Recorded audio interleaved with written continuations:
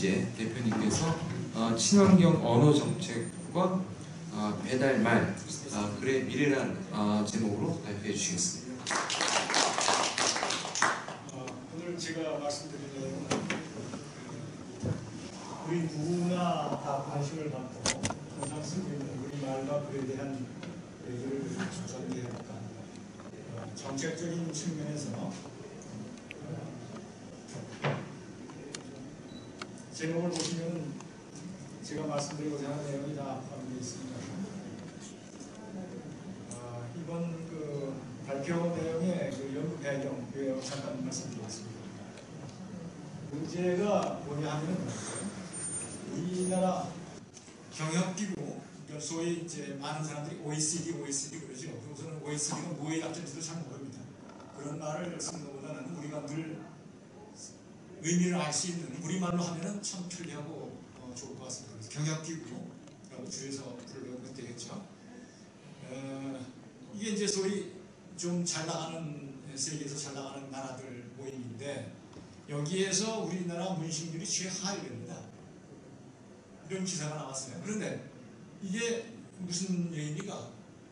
한글이 널리 쓰여가지고 모든 세계에서 문맹률이 가장 낮은 나라, 세계에서 최고 한글을 가진 나라 이렇게 자랑을 하면서 문식률은 최하위랍니다.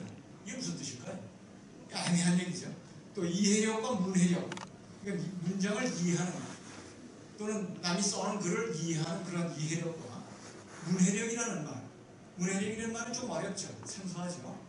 그런데 요새 많이 쓰이고 있습니다. 이게 소위 언어학계에서는 아주 늘 쓰이고 있고 오늘 아침에도 누군가요? 발표하시는 분이 리터러시라는 말로 해서 문해력이라는 말을 쓰셔서 나는 이게 언어와 관련된 말인가 했더니 그게 아니라 미래 전략에서 아마 그 포사이트에 대한 얘기를 포시 예측하는 문제 그 능력 예측하는 능력을 갖다가 문해력이라고 또 쓰신 것 같아요. 그래서 조금 혼란스러운데 여기서 제가 말씀드리는 문해력은 문해라는 뜻의 리터러시 영어의 리터러시를 우리말로 번역하다 보니까 적절한 말이 이제 문해력이라고 하는 사람들이 많이 있고 또 어떤 사람은 또 그거 문해력이라는 말에 좀 불만인가 봐요. 그래서 문식성이라는 말을 또 쓰고 있어요. 그래서 곤란스럽다는 거죠. 네, 그런 문제. 그 다음에 문장 이해력으로서의 문해력이냐? 그렇잖아요. 구현, 표현, 구사력, 문장 구사력. 자기가 어떻게 표현하느냐 하는 문제가 더 중요하지 않습니까? 근데 그것을 문장을 꼭 통해서만 아니더라도 말을 통해서라도 자기의 생각을 정리해서 남에게 발표할 줄 알아야 그것을 통이 되는 것입니다. 그게 과연 우리나라 사람들이 잘하고 있는 것인가? 학교에서 제대로 가르치고 있는 것인가? 그러한 문제가 의문스럽다 이거죠. 그러한 것을 총괄적으로 문식률이 취급하고 있는 것으로 나타나고 있는 현상입니다. 그러니까 이게 소위 역설적이에요. 모순적이고 그러니까 어떤 것이 진실이냐. 우리가 좀 이걸 알고 그것을 통해서 미래 전략을 구사해야 될 것 같습니다. 특히 언어 정책에서 이러한 혼란스러운 문제들이 존재하고 있습니다. 나라 말이 장기 국가 발전에 끼치는 효과라는 것은 제가 여기서 누님 말씀드리지 않아도 다들 잘 알고 계실 겁니다. 나라 말이 제대로 쓰이지 않으면 그 나라가 존립할 수 없고 그 종족이 번영할 수가 없죠. 그런데도 불구하고 우리나라 현재 우리 국가 사회에서 사용되고 있는 그 현실을 보십시오. 우리말이 제대로 쓰이고 있습니다. 한국어가 쓰이고 있다고 하고 한국어가 세계인이 선호하고 있다면서 한국어 사용 인구가 증가하고 있다고 국립국어에서 발표하고 있습니다. 1억 명이 지금 쓰고 있다고 해요. 우리 5천만 명, 그 다음에 북한에 2,500만 명, 제외 동포 1,000만 명 정도. 그래서 그런데 외국인들이 지금 많이 들어서 몽골이나 또는 서양인들 이런 사람들이 해서 1억 명이다 이렇게 이제 그동안 많이 올려놨다. 국립국어원에서 세종 학당을 만들어서 했던 일이 그렇다. 이렇게 선전을 하고 있습니다. 그 실체가 과연 그럴까요? 또 몇 년 전에 한국어가 위기라는 또 헛된 얘기가 나왔었습니다. 기억하시는지 모르겠습니다만 국제연합에서 미래 예측 보고서가 나왔어요. 거기에서 그 언어가 지금 전 세계의 언어가 2천여 개인데 그것이 매년 상당한 수가 없어지고 있고 소수민족의 그 언어들은 50년이 안 가서 반으로 줄어들 것이다. 그리고 30년쯤 지나면 바로 우리나라 한국어가 없어질 수도 있다. 이런 가능성이 있다. 그런 위기론을 얘기를 했습니다. 그렇게 되면 한 10개 정도의 외국어 언어만 남고 우리 한국말은 없어진다. 이런 아주 끔찍한 얘기를 했어요. 근데 과연 이것이 정확한 보고냐? 그렇지 않으면 이게 또 잘못된 이 헛소리냐? 뭐 이런 것을 좀 우리가 따져봐야 될 문제가 있고. 그래서 여러 가지 어떤 측면에서는 낙관적이고 어떤 측면에서는 아주 비관적인 그러한 얘기들이 지금 우리 사회에 상충하고 존재하고 있습니다. 근데 우리가 한국어 사용 인구가 증가하고 있다, 한국어를 세계인이 선호한다, 이것은 일종의 착시 현상이라고 봐야 될 겁니다. 잘못된 노름에 놀아나는 것이고요. 그리고 문맹률이 세계에서 최저다 하는 말도 사실 다시 한번 우리 곱씹어 봐야 됩니다. 과연 그런 것인가? 그래서 그러한 내용을 배경으로 연구를 시작을 하게 된 겁니다. 내국인 문해력 및 표현력 저하가 일어나고 있습니다. 그것이 현실이고. 그래서 이제 여기 좀 말을 많이 썼습니다만 구어체, 구어, 소위 이제 말로 하는 말, 이제 스피치죠. 구어를 글과 문장이 고착시키고 있죠. 말로만 하는 것이 아니라 그것을 글로 말하는 그대로를 글로 쓰기 때문에 그것이 문어체로 연결이 되는데 그 문어체라는 것은 또 어문 규범에 의해서 규정이 되고 있습니다. 우리나라에 4가지 어문 규범이 있죠. 그래서 문어를 고정시키고 있는데 그것과 구어체와 서로 어떻게 연결성을 하느냐, 상호작용하는 문제, 그것을 좀 잠깐 살펴봐야 될 것이고요. 그래서 문제가 여기서 나타납니다. 현행법과 어문 규범의 역작용이라고 제가 문제 제기를 했는데요. 현행법이라는 것은 국어 기본법이 있습니다. 그게 현행법이고요. 어문 규범, 국어 기본법이라는 것이 2005년도에 비로소 만들어졌어요.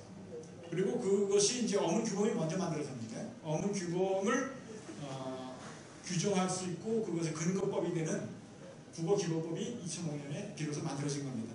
그러니까 우리나라가 지금 많은 사람들이 얘기를 하듯이 외국을 선진국을 쫓아가는 나라에서 이제 선도하고 같이 경합할 수 있는 나라가 되고자 한다라고 얘기를 하고 있습니다만 사실 이제 첫걸음을 띄웠다.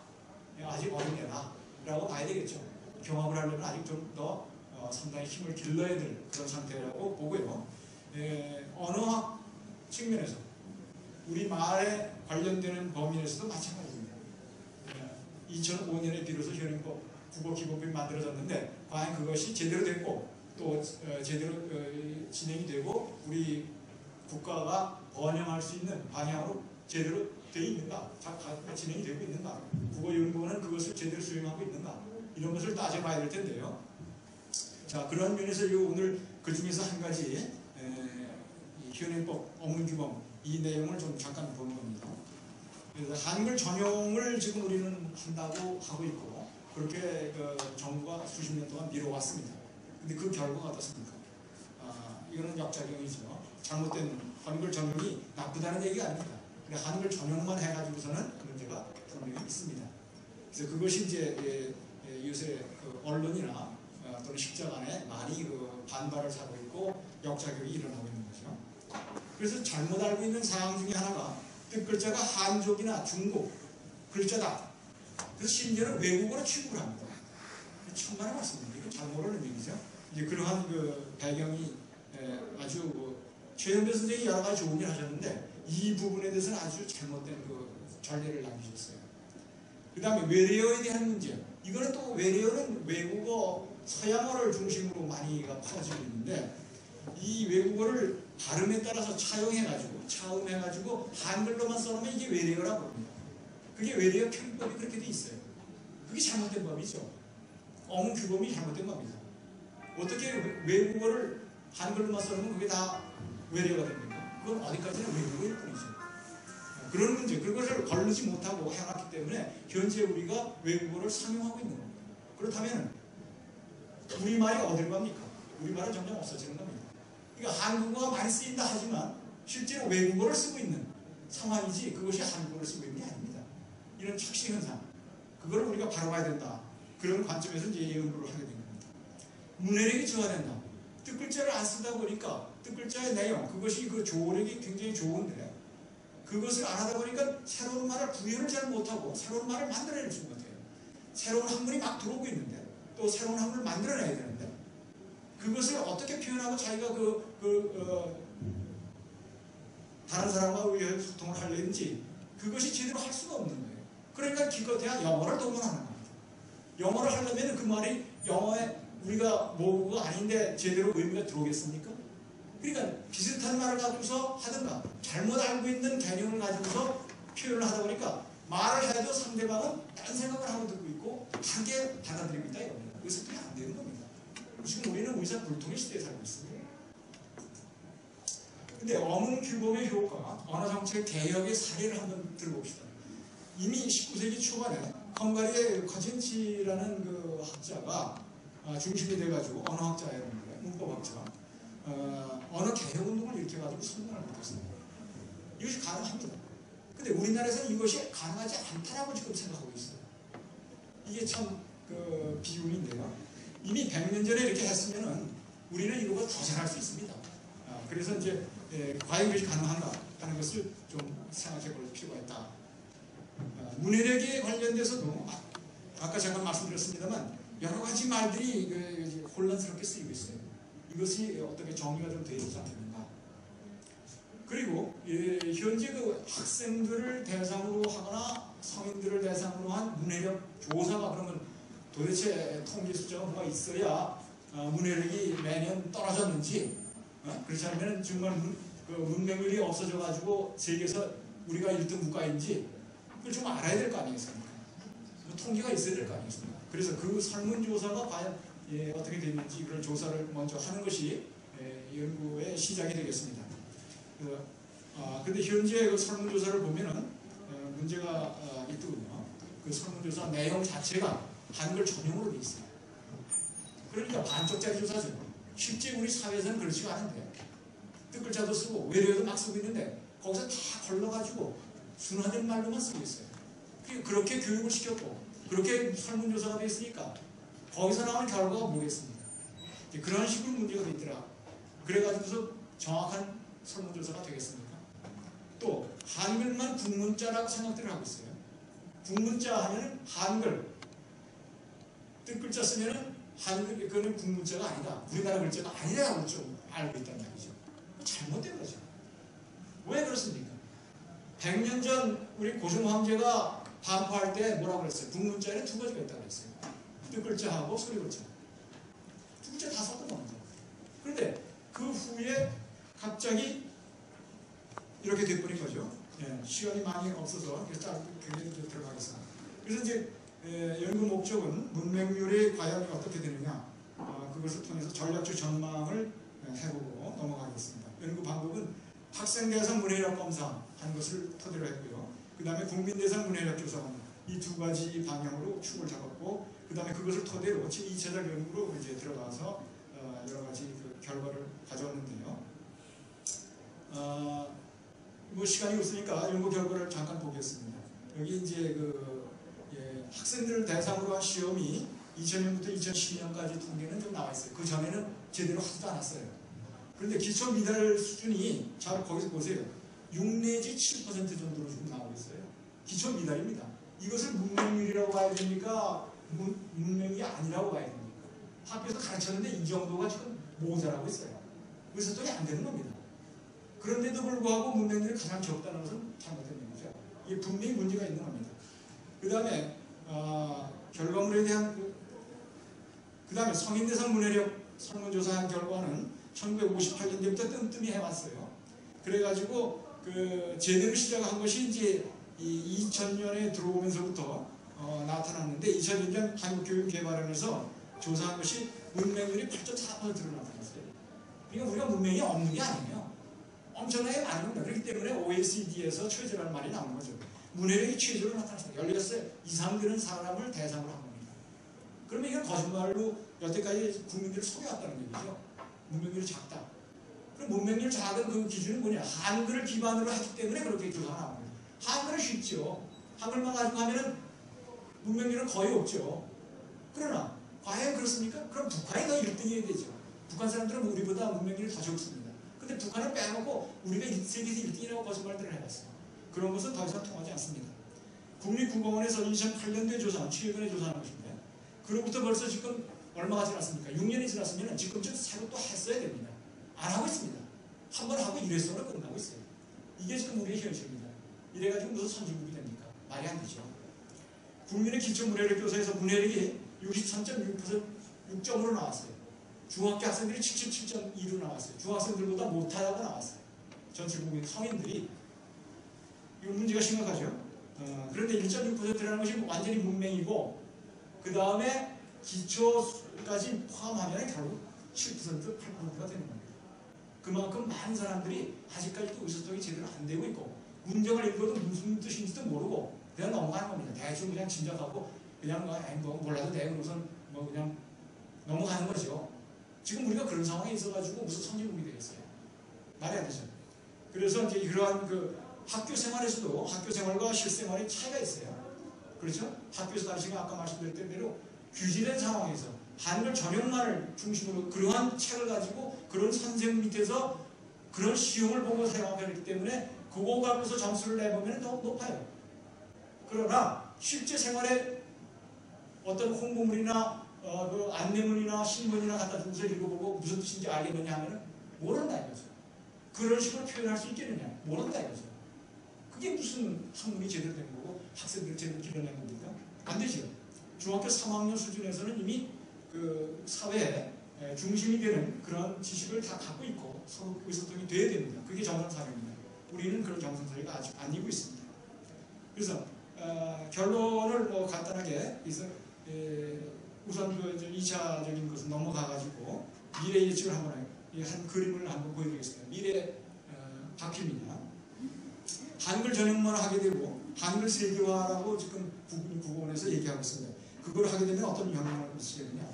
국어기본법을 중심으로 4대 어문 규범이 있죠. 그것을 강화시키는 방향으로 지금 계속하고 있습니다. 그것은 허상입니다. 그래가지고서 어디로 가겠습니까? 자세한 시간 있으시면 거기 이제 책에 그림이 있으니까 책을 한번 보시고 이것은 참 암울합니다. 그래서 이러한 것을 좀 탈피하기 위해서 우리의 선택입니다. 낙관도 아니고 미래도 아니고 정확한 미래를 보려면은 우리가 정확하게 미래 예측을 해야 되겠죠. 그래서 제가 제안을 몇 가지를 시작을 합니다. 국문 이 문해력 조사를 하려면 지금 현재와 같은 한글 전형만 할 것이 아니라 뜻글을 포함시켜가지고 현재 우리가 사용하고 있는 사용 천재가 있지 않습니까? 사용 천재 정도는 다 해야 됩니다. 근데 그거를 안 해왔던 거죠, 여태까지. 근데 그것을 해서 그러한 것을 포함시켜가지고 국문 문해력을 묻는 질문 문항을 만들어야 될 겁니다. 그리고 그래야 이제 대학원에 가서도 뭐 논문 쓸 때 그것이 다 필요하고 공부하는데 의사소통이 되는 거죠. 그거 없이 초등학교, 중학교 때는 그거 안 해놓고 대학원에 가서 하려면 새로 공부를 해야 되고 외국에 나가서도 새로 또 영어 공부를 다시 해야 되는 이런 아주 악순환을 반복하게 됩니다. 또 일상 사용하고 있는 외국 외래어 이것을 과연 이해를 하고 있느냐, 잘못 알고 있지 않느냐 하는 문제, 그것을 우리가 심각하게 생각하고 설문조사에 포함시켜야 되거든요. 그리고 그 결과를 투명하게 공개를 해야 되는데 여태까지 우리 국민들이 이런 것이 제대로 있는지 있었는지도 잘 모르고 있고 신문지상에서 잘 발표도 안 합니다. 그리고 관심들도 별로 없고요. 그런데 실제 이것이 우리말을 망가뜨리고 있기 때문에 우리가 앞으로는 관심을 가져야 될 겁니다.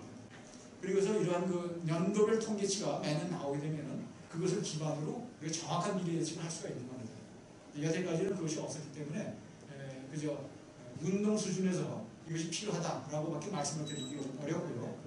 잘못되어 있는 어문 규정들을 과감하게 개정을 해야 되는데 지금 현재 이것을 개정 안 하려고 하는 그 단체 또는 그 무리들이 기득권을 발휘하고 있기 때문에 이게 문제가 되고 있습니다. 그래서 참고문헌은 여러 가지가 있지만 마지막으로 이 정음 세계화 파급 국가를 저는 제안하는 겁니다.